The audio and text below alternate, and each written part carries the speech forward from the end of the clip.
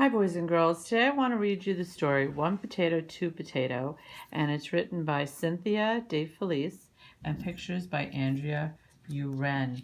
And it's really sort of a cute little story about a couple who lives in a cottage, I'm assuming in Ireland. And I'd love to know what you think about it. So here we go. One potato, two potato. Mr. and Mrs. O'Grady lived alone on a bare and rocky hillside. Their children had grown up long ago and gone out into the great wide world to seek their fortunes. But Mr. and Mrs. O'Grady stayed behind in their cottage where they had little and shared everything. Mr. and Mrs. O'Grady were so poor they dug one potato from their little garden every day, called it breakfast, lunch, and supper, and considered themselves lucky to have it.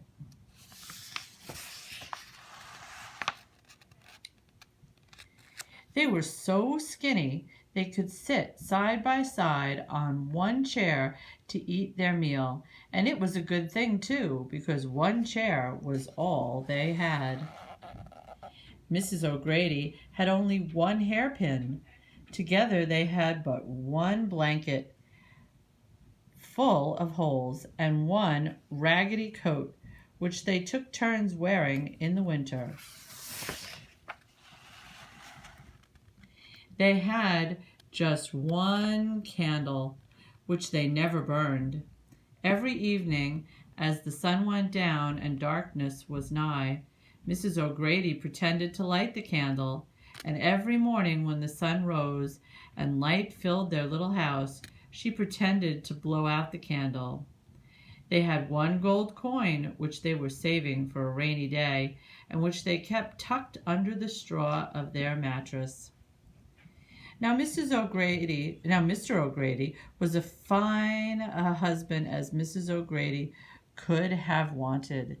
Yet it was the wish of her heart to have a friend, someone with whom she could share recipes for boiled potatoes and sweet memories of how it felt to touch her newborn baby's downy heads.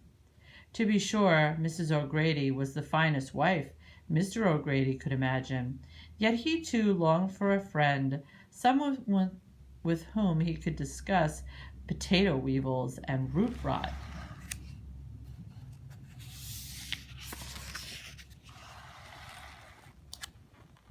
One day Mr. O'Grady was out digging in the potato patch for their meal, as he did every day. To his dismay, he saw that he had come to the very last potato in the very last row of the garden. Hoping he had somehow missed one, he dug a wee bit deeper. What was this? It was harder than a potato, bigger than a potato, blacker than a potato. Why, it was a pot!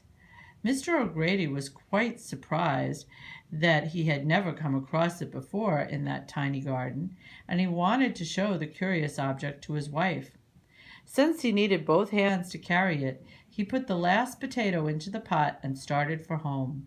"Mrs. O'Grady, come quickly," he called. Mrs. O'Grady rushed to the door. "What have you got there, husband?"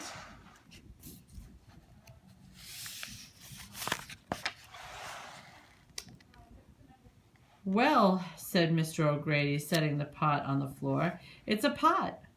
"Aye, so it is," says Mrs. O'Grady, "but it's much too big for cooking." "So far it's come in handy for carrying our last potato home." "Our last potato!" exclaimed Mrs. O'Grady.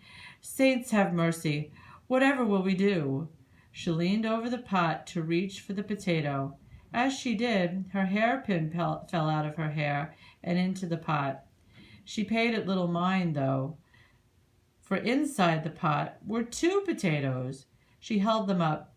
"Husband," she scolded, you oughtn't joke about such things."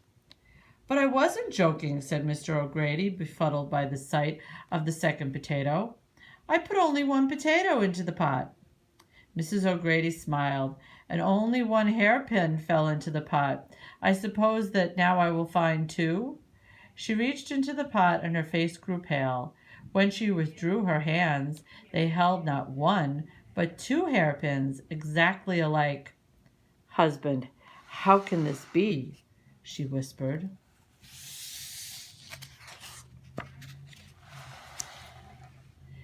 Mr. O'Grady took one of the hairpins and threw it into the pot.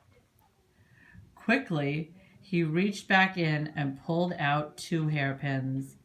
"Now I have 3 hairpins instead of 1, Mrs. O'Grady said. Happily, she began arranging her hair. Mr. O'Grady said, "Wife, think, surely this pot is magic. It has made another potato and 2 more hairpins. What do you think would happen if we put in—" He looked around the room. "Our candle!"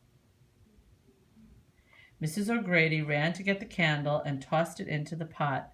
Sure enough, she pulled out 2 candles so exactly alike that one couldn't tell the old one from the new. Next, Mr. O'Grady put their coat into the pot. Out came another coat, as raggedy and torn as the first.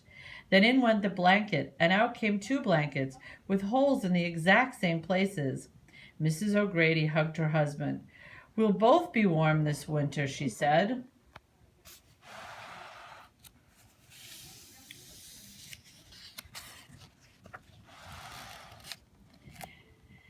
Mr. O'Grady took the 2 potatoes, placed them in the pot, and pulled out 4. He threw the 4 potatoes in the pot and took out 8. And when he put in the 8 potatoes, 16 potatoes were waiting to be pulled from the pot.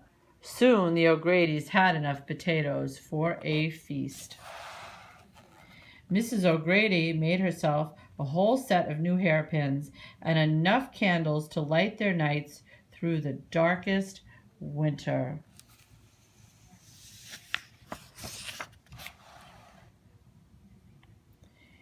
Mr. O'Grady tried to put the chair into the pot, but it didn't quite fit.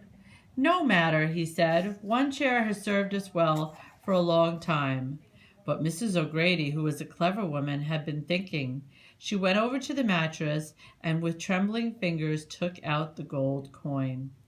"Husband," she said, "do you suppose the pot's magic will work on this?" Holding her breath, she tossed the coin into the pot.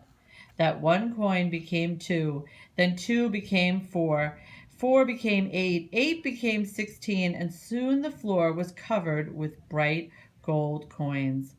Mr. O'Grady put several of the coins into his pocket. "Dear wife, I am going to the village to buy you a new coat, a new blanket, and a new chair." Mrs. O'Grady waved goodbye to her husband. She put the potatoes into a sack. She gathered up the coins and placed them under the mattress. Then she went outside, where she found a single flower growing on the bare and rocky hillside. Soon she had a bouquet of flowers just like it. Tired out from all the excitement, Mrs. O'Grady wrapped herself in both blankets and took a nap. She was awakened by her husband's cheerful whistle as he came through the door, his arms filled with packages.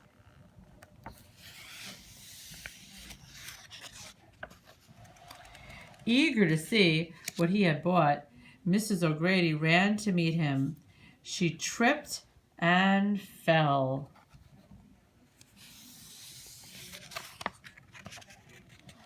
And landed head first right in the pot.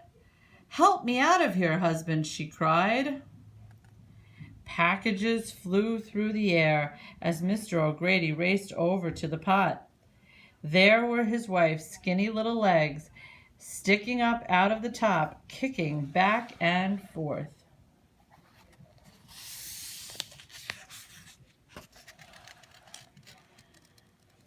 Mr. O'Grady grabbed and on tightly, pulled poor old Mrs. Grady out of the pot and set her gently on the floor.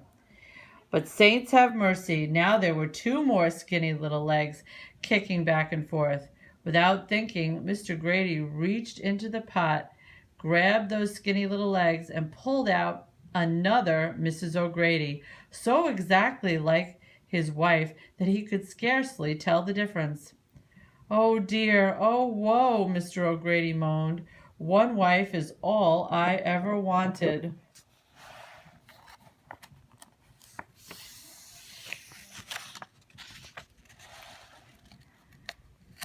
When the first Mrs. O'Grady had recovered from her surprise, she smiled and said, "There's only one thing to be done."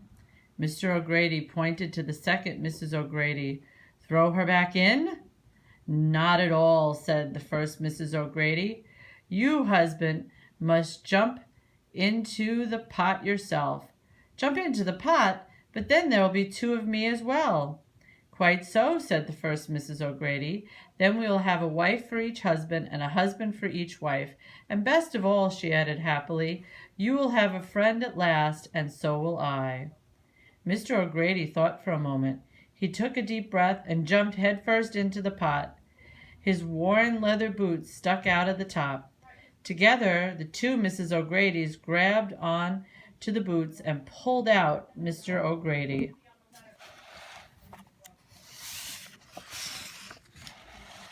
Sure enough, now there were two more boots sticking out of the top.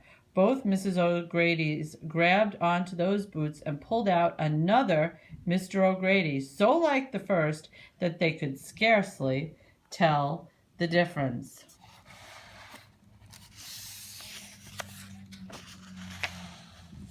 The O'Gradys, all four of them, looked at one another. As they talked, they realized they had a great deal in common. Already they felt like the closest of friends. The first Mr. and Mrs. O'Grady agreed that the new Mr. and Mrs. O'Grady made a handsome couple indeed. Over a candlelit supper of 2 potatoes each, the Mrs. O'Gradys spoke happily of babies and booties, while the Mr. O'Gradys discussed potato weevils and root rot. Afterward, the first Mrs. O'Grady wrapped her arms around the pot and said, "Thank you." Then she said to the others, "Surely we have everything we could possibly want.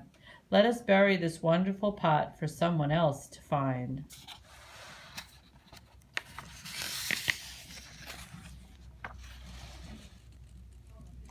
So they did, and from that day forward, all of the O'Gradys lived happily together. They liked to say, simply beside themselves with joy. Boys and girls, what would you put in the pot if you had a magic pot that doubled whatever you put in it? And I'd love to know what you think about the story. I hope you enjoyed it, boys and girls, and have a great day.